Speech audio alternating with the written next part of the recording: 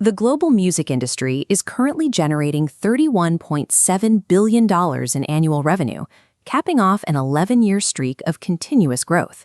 But the source of that growth has changed. For the first time, Western production styles are being outpaced by a highly engineered Asian methodology that treats pop stardom as a reproducible technology. This chart-topping system is anchored by established titans like Blackpink. They represent the third-generation K-pop model, a multi-billion-dollar institution that successfully exported Korean culture to every corner of the globe. Now, that model is splitting. We're seeing localized movements like P-pop that prioritize regional identity, and multinational hybrids like Katseye, groups built in the West using the Korean system to target the global mainstream.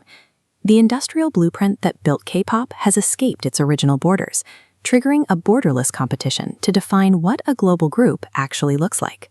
To see how this system scaled so quickly, we have to look at the self-sustaining industrial machine perfected by South Korean entertainment agencies. They developed the idol system, an infrastructure treating artist development like athlete conditioning, combining choreography with intense parasocial engagement. This structure bypassed traditional Western media gatekeepers. They didn't need top 40 radio.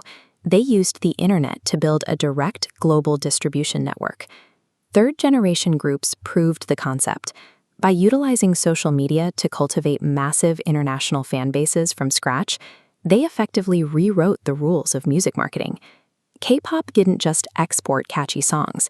It exported a highly effective industrial technology that other nations are now beginning to replicate. The Philippines has become the first major testing ground for this replication, adopting the idol blueprint and adapting it to a completely different cultural landscape. Local agencies have applied that same athlete training regimen to homegrown Filipino talent, prioritizing performance precision over traditional star building. P-pop groups like BINI are the most visible success story. They take the technical polish of the idol system, but infuse it with bubblegum pop aesthetics and indigenous Filipino values.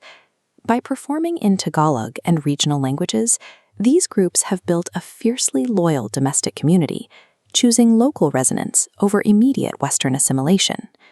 P-pop's rise demonstrates that the idol system can be a tool for localized pride, using a global standard to elevate a specific cultural identity.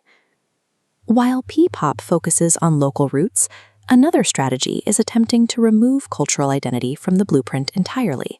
This led to the formation of Katseye, a multinational hybrid group created through a joint venture between Hybe in Seoul and Geffen Records in Los Angeles. They utilized the Korean trainee system to develop the group, but intentionally populated it with diverse, English-speaking members tailored for the American mainstream. This has created a massive industry debate. Critics and fans are currently clashing over whether a group with no Korean members or language can still be classified as K-pop. The existence of Katseye suggests that the K in K-pop is becoming a production standard rather than a geographic requirement. These three models, the legacy, the local, and the hybrid, are now clashing in a digital landscape governed by short-form video and streaming algorithms. This illustrates chart bifurcation, where domestic and global audiences split into entirely different markets. Domestic charts in Korea now overwhelmingly favor soloists singing in their native language. Conversely, global charts reward English-language exports and fast-paced transmedia storytelling that works across cultural borders. Dominating this landscape now requires navigating a divide between staying authentic to your home market and remaining legible to a global algorithm. The global idol market is a multipolar ecosystem. The competitive edge is no longer about where you're from, but how you're trained. As these methodologies spread, K-pop's geographic origins are evolving into a universal benchmark for pop excellence. The question for the next decade is which model will win the streaming war: the culturally rooted local movements, or the borderless multinational hybrids. The victor will likely be whichever group can balance a distinct, authentic identity with the flawless technical execution of the idol blueprint.